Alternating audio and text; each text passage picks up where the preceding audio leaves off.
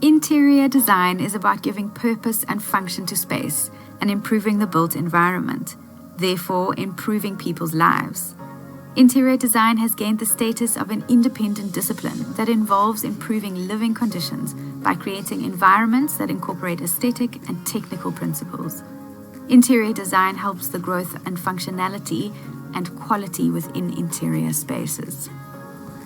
Welcome back to your Module 2. A warm welcome from us here at Shaw Academy. As we begin a new module, let's make sure that you remember what we're all about at Shaw.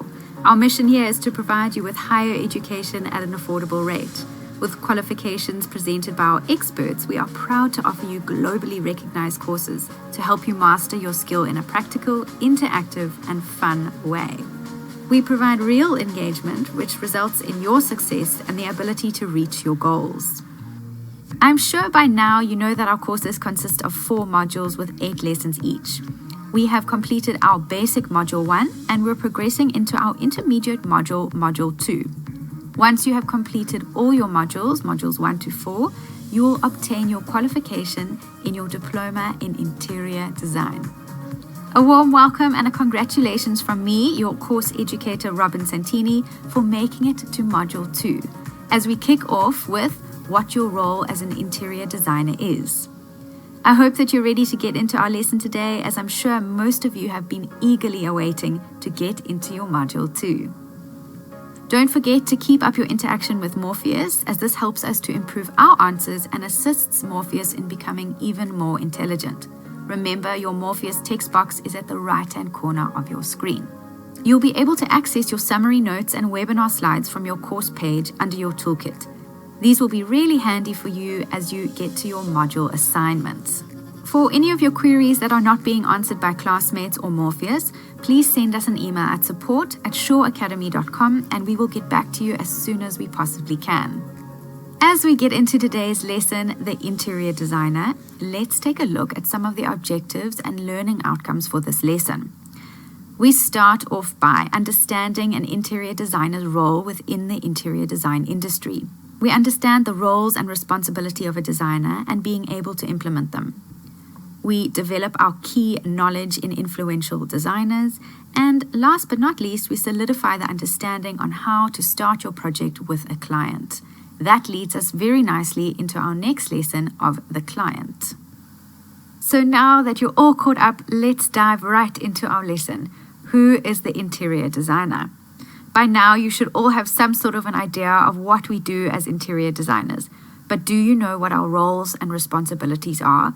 It's important to understand what will be expected from you as an interior designer when it comes to your client, your job, or even the company you work for. So, what is an interior designer? Let's do a little bit of a recap. Pop your answers into your Morpheus text box if you can tell me what an interior designer is. Most of you should be able to answer this question by now. So for those of you who are struggling, an interior designer is someone who applies the design principles and elements to the built environment to improve the functionality and aesthetics within a space. As interior designers, we do this through the use of furniture placement, structural placement, color palette, space planning, and functional decor. From living rooms that are beautiful yet functional to offices that people want to love and work in. Elements such as artworks, lighting, electrical fixtures, window treatments, and floorings must all work together to contribute to an overall look and feel that will satisfy your client's needs.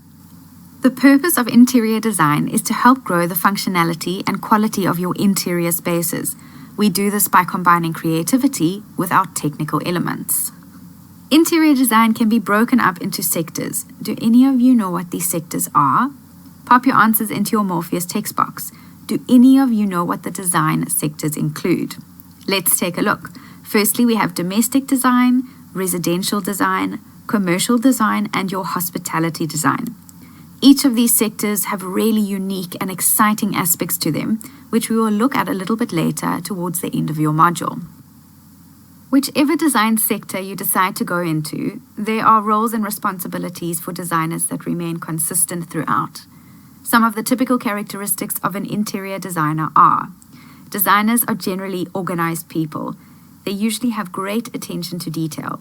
In terms of technical skills, these designers have the ability to make calculations and are proficient in design software applications. As designers, we need to be able to have good material selection skills. We are responsible for selecting the best material and best product suitable for the projects. We also need to have a know-how on how to mix texture, color, lighting, and other factors to combine an interactive, well-designed space. The projects that you may be required to work on can range from a simple home environment to shopping malls, hotel lobbies, and luxury living environments. The spaces and interiors can be varied, and therefore as a designer, you may choose to work on or in a specific category in a specific design sector. Can you remember the design sectors that we've just spoken about? Let's do a recap. These sectors may include domestic design sectors, your retail design sector, hospitality, or commercial design sector. No matter which design sector or what size project you're working on, there are common threads that a designer is responsible for. Can any of you think what they could be? Let's take a look at the rules that a designer should follow for any given project. Firstly, we need to ensure that the space or interior is attractive. We need to ensure that it's a safe space and practice functional design. The design needs to meet the client's expectation as well as meet the needs of the client and the client's objectives. Let's make sure that we're following by looking at an example. Ryan is a client with a new apartment and he's just made contact with us. Ryan has a home in the desert and would like to make some functional changes to his home as it's attracting way too much heat. You as the designer have been tasked to revamp his apartment. The primary focus of this revamp is to ensure that the apartment is cool and allows for airflow. He has requested that we start off by making a change to his floor finish. Your flooring options are a light carpeted floor or a tiled floor. Which option would you advise your client in going with? Leave your comments in your Morpheus text box. So your option is A, to carpet every room, or B, to tile every room. The correct answer here would be option B, to tile or use a cooler flooring material, something that doesn't retain heat and won't hold onto the sandy and dusty pieces as a carpet would. As we know, our client Ryan has asked us to ensure that his home is cool and airy. It is your responsibility or the responsibility of the designer to research the climate pertaining to your project to ensure that the correct material has been applied to the space. Have we met the standard rules for any design project? Think back at the rules that we've covered and see if we are in line with our rules and responsibilities. Let's take a look.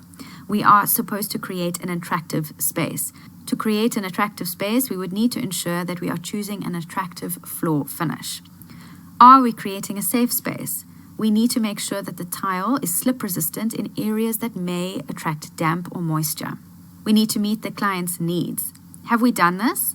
Yes, we've done this as we've cooled down his space, and that was his primary need.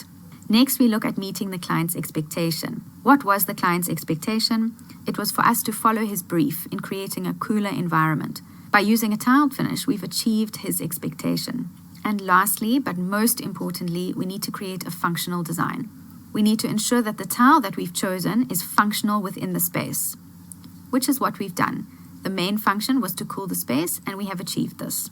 We can safely say that we have checked all our rule boxes. There's obviously a lot that needs to be considered in a renovation of any home, or this home in particular. But right off the bat, we would ensure that we've checked off the main issues with the space, which was to cool down the home. Check, we have completed our task. Let's take a look at what clients or what projects you could find yourself working on as an interior designer. As an interior designer, your client range can be vast and wide. So you could find yourself working with a client in the domestic sector who has asked you to redesign a bathroom, a living room, or a kitchen space, right through to a large corporation where you need to redesign and space plan an entire office floor, right through to a boutique retailer who needs their store branding to harmonize with their store interior. Something that I find really exciting about this line of work is that it is so incredibly flexible. An interior designer typically works on an internal space or internal environment, but is often required to work closely with an architect to ensure that these exterior spaces and interior spaces work harmoniously. As an interior designer and on your own design projects, it's common to be expected to work with an architect. So why do you think interior designers and architects need to work together? It is to create harmony between interior and exterior spaces. There is a big misconception that designers and architects do not work together, but this is very far from the truth. Can anyone tell me why it is important for designers and architects to work in harmony, and therefore why it would be important for the exterior of a building to work in harmony with the interior of a building? Pop your answers into your Morpheus text box. Why is it important that designers and architects work together? So the answer you're looking for is the reason we need to work in harmony with architects is that the exterior and interior of homes or building environments need to flow seamlessly. The first step towards a successful project or project design is continuity. Harmony and continuity between exterior architecture and interior spaces creates special design in its own. The importance of this idea cannot be overstated. When done well, it creates an atmosphere reflecting the lifestyle and personality of the homeowner or your client. The spaces where we live, eat, and sleep impact us on many levels, but primarily the emotional level. We may not understand why it's uncomfortable, but we emotionally register that something may not be right with the space. A lack of continuity is often to blame for the emotional response. The role of the architect and how they function on a project we tackle in a little bit more detail in your lesson 3. For the meantime, we're building an understanding of how we work together. Now we have the basics. Let's take our journey as interior designers just a little bit further. Great interior design enriches the quality of our lives.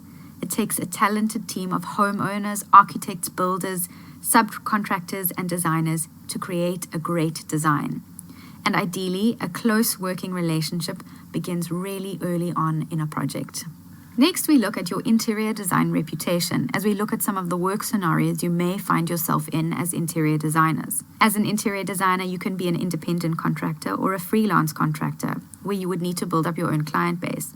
Or as an interior designer, you may work for an interior design firm or large corporate. In either case, it's important to excel in order to build up a positive reputation in your industry and secure future work. The interior design industry is built around reputation and largely on word of mouth. So let me ask you a question.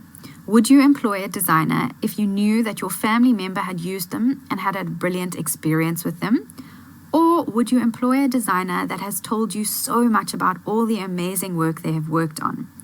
I know that me and many of my clients would prefer to go with a designer that they're able to see in reality what they've created, as well as first-hand referencing describing the quality of their work. This is why it's important to ensure that you impress your client with all your well-designed spaces and great references through your reputation in the design sector. So by now, we should have a rough idea of what we do as interior designers through our design theory. We need to look at the roles and responsibilities that are imperative to carrying out the role of an interior designer. A good place to start is what are employers expecting interior designers to do within their interior design roles. Let's take a look at a job description. Here's a standard employer's advert for an interior designer. We are looking for an artistic, detail-orientated candidate with good interpersonal skills for the position of our interior design firm. The interior designer's key responsibilities are to include visualizing, sketching design plans, producing and procuring materials, determining costs, inspecting construction to ensure alignment with the design specifications have been met, and you will also be expected to comply with regulatory, environmental, and building codes. So, having heard that description, can you pick up some of the key characteristics this employer is looking for in an interior design role? You can pop your answers in your Morpheus text box, or you can have a little think to yourself. What are the key characteristics this interior design role is looking for? In summary, the employer is looking for the following: an artistic, detail-orientated candidate. Artistic in the sense of being creative within your designs. This allows the designer to think out of the box and see their work in a critical manner, which allows us to constantly keep improving on our work. They are also looking for good interpersonal skills. It's so important to be able to communicate as a designer, not only through drawings, but with your client and contractors and anyone in your project team. Next, they are looking for someone to be able to visualize through sketching and design plans. Sketching, as we have learned, is a tool to communicate the vision to our client and the vision to anyone on our project. Next, they're looking for someone to be able to source products and materials. We need to be able to find materials that are pertinent to the project and that suit the budget. The designer would also need to be able to determine costs and inspect the construction site. They would also need to ensure alignment with the design and that the specifications on a project have been met. And very importantly, the designer is required to comply with the regulatory, environmental, and building codes. So that would be very specific to what city, what region, what country you might be working in, but there are a set of rules and regulations that designers and architects need to follow when carrying out a project. And those are quite easily referenced back to the city and town that you may be working from. These regulations and codes you can obtain from your municipality or council within your region. Good interior designers are able to think creatively about the use of space, color, and movement, and will draw on other artistic mediums for creative inspiration. They will be effective communicators with the ability to persuade a client by communicating any design idea. So each company or design role may differ slightly, but there is a standard set of roles and responsibilities that a professional designer should always be ready to do. Here are some of the roles and responsibilities that you as a designer need to have. Firstly, a designer needs to be able to bid on new potential projects. It is the designer's responsibility to outline the client's design objectives and client goals. A key responsibility is to be able to space plan and visualize how the space will be used. The designer is responsible for conceptualizing the project. He or she would need to determine the project cost. A designer needs to set and gauge a project timeline. They will also need to be able to source materials. As the designer, we would be responsible for procurement, so placing orders for furniture or materials. We would be responsible for creating mood boards and sample boards based on the project and the project guidelines.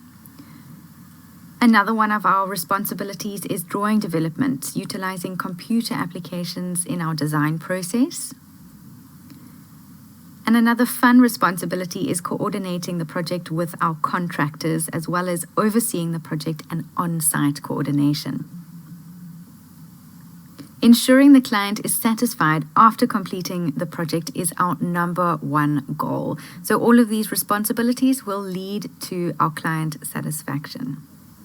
Let's take a look at each of the responsibility points in a little bit more detail. Firstly, as designers, we are responsible for bidding on new potential projects. This may not be the role in every project or every design firm, but definitely something to be able to check off your list. It could make you more marketable. To bid on a project is to be able to competitively put a quote and design plans together based on the project brief in order to receive the bid or the project go-ahead for you as a freelance designer or for your company. You may go against other design teams, and this is why you need to put your best foot forward. You also need to have done all your research on the project to ensure that you know what documentation is required for each bid. The second responsibility is to outline the client's design objectives and client goals.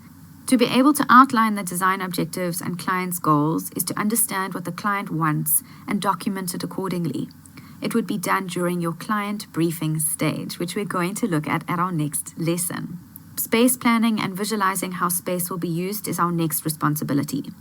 As a designer, your number one priority is to be able to visualize your client's brief and needs within the space, and to be able to visualize the possibilities within that space by space planning. As a more senior interior designer, you may even be required to do this while standing on site with your client. To plan the space around the primary functions and needs that need to occur within the environment is highly important. Developing this skill will develop you as an interior designer. We do cover space planning in your Module 4 in so much more detail, as you will become masters in space planning. Space planning can be therapeutic for designers, much like putting a puzzle piece together. One of my favorite parts of interior design is definitely the space planning sector, and you guys will come to understand this as we get into Module 4. Next, our responsibility is to conceptualize and sketch design plans. Tying in with your space planning and visualization, it would be your responsibility to bring the design brief to life through the conceptual development process. So what does it mean to conceptualize? This is the development of philosophy and concepts which lead to a concrete idea. This is a process of inventing and creating ideas and explanations which you formulated in your mind, and then you convert them onto a presentation or visual format. Next, as designers, we need to be able to determine costs.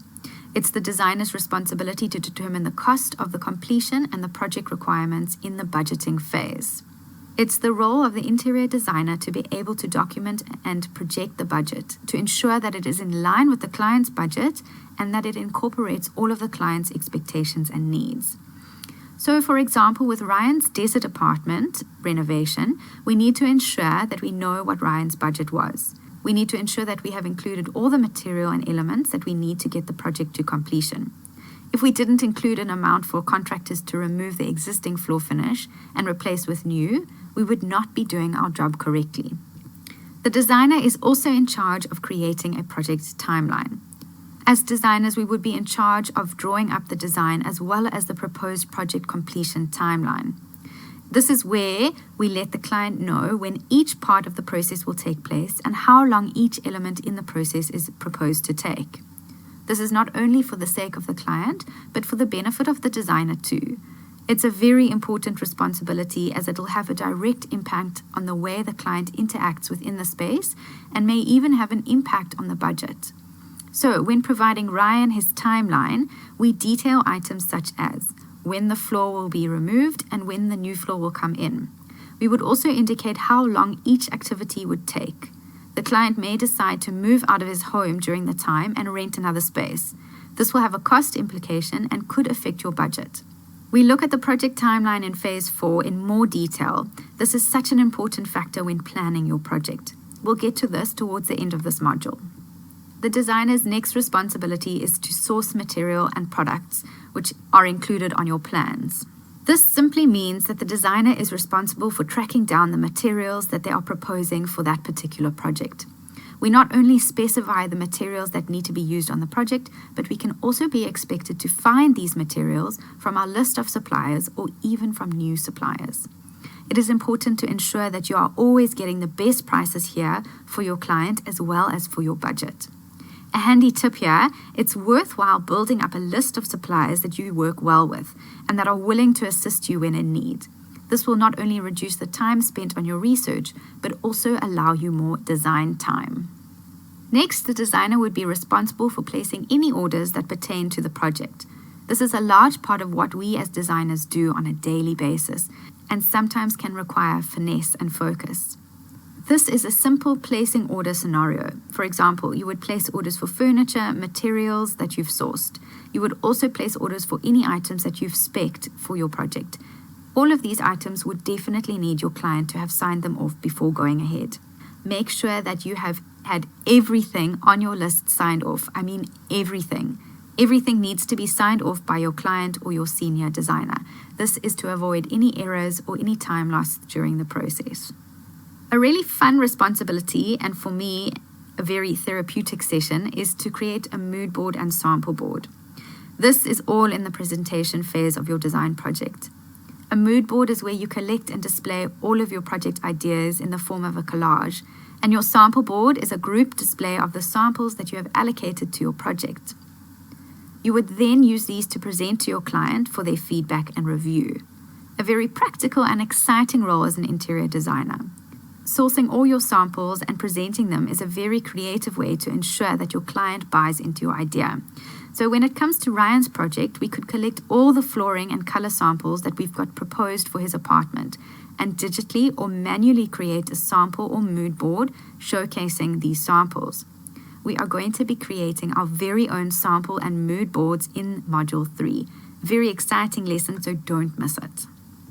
The responsibility to create and use computer-aided applications in the design process is part of our responsibility as a designer. Nowadays, a lot of what we as designers do is on computer. We can use programs such as SketchUp, AutoCAD, Revit, Atlantis, and many more to create our drawings and presentations for our clients' use. Coordinating with contractors and other professionals such as electricians, painters, plumbers is another really important responsibility. Whether you run a large corporation or work as a freelance professional, there will be instances where you just can't provide everything that your client requires. For example, your client may need an electrical distribution board relocated on a project. You will most likely need to subcontract out the job to an electrical professional. And this concept extends to all areas within your project, such as architecture, engineering work, artists, etc. Please don't be scared to get other people involved in your project. It's often what can make or break a project.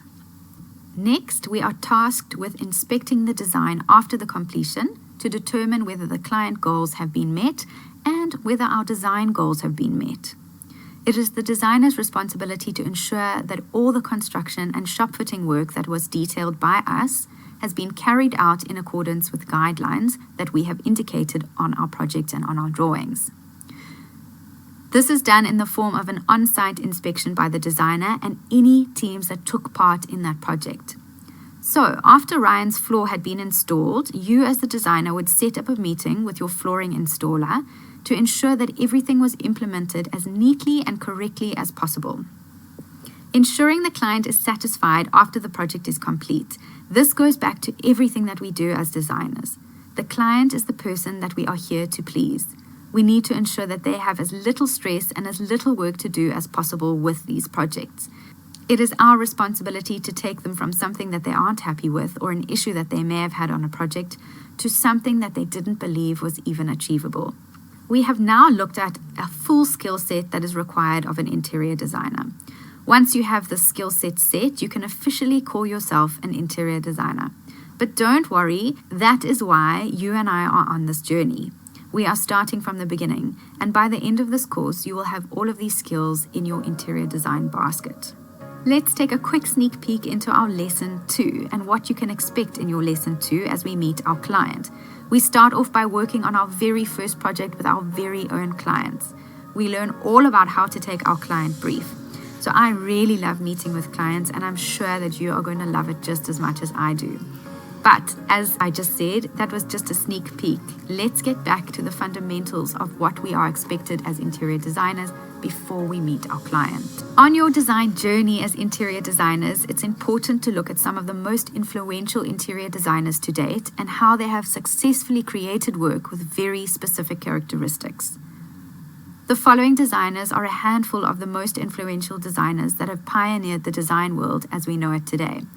And some of these designers include Spector, Arthur Elrod, Jayak and Kalanin, and last but not least, our Bourne. Our first designer, Spector, was famous for his luxurious modernism with a hint of Art Deco interiors.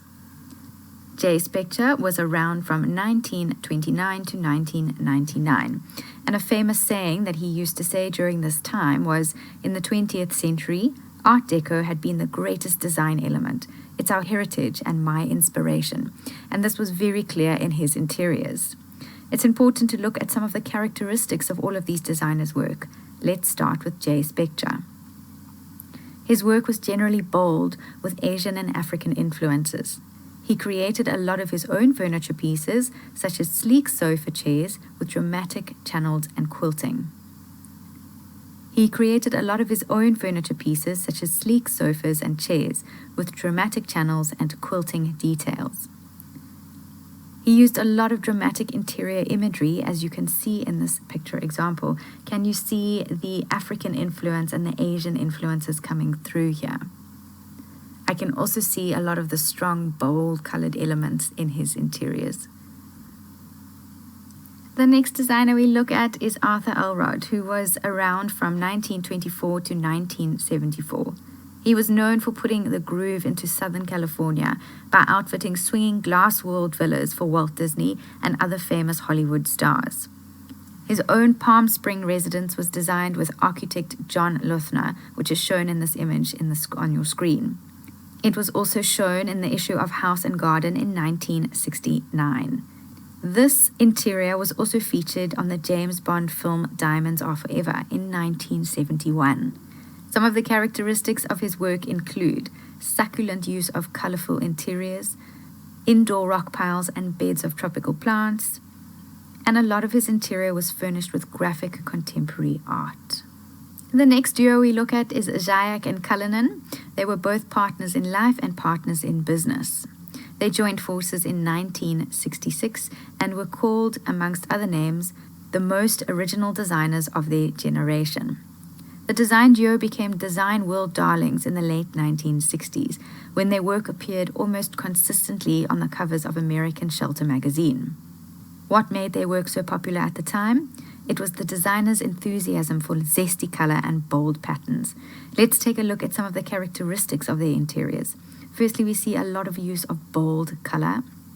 They are very complex and intricate interiors and used multi-patterned textured elements, creating a feeling of fully contemporary in spirit. One could even give the term to their work slightly saucy. An amazing interior designer to have a closer look at is Bourne. Bourne is a designer that I have been following and looking into for quite a while now. Her story stands as an inspiration for those trying to navigate the world of interior design in this time of the digital age. Her confidence is so apparent and clear through all of her work. Karen believes in evoking a unique soul into every project. Each space is designed with an intention, and her distinct aesthetic is an eclectic, bold, visually exciting, and timeless space. This is one designer to keep an eye on. I definitely do. You can follow her on Instagram, on Facebook, and she's recently put out a new TV series. Go give it a look.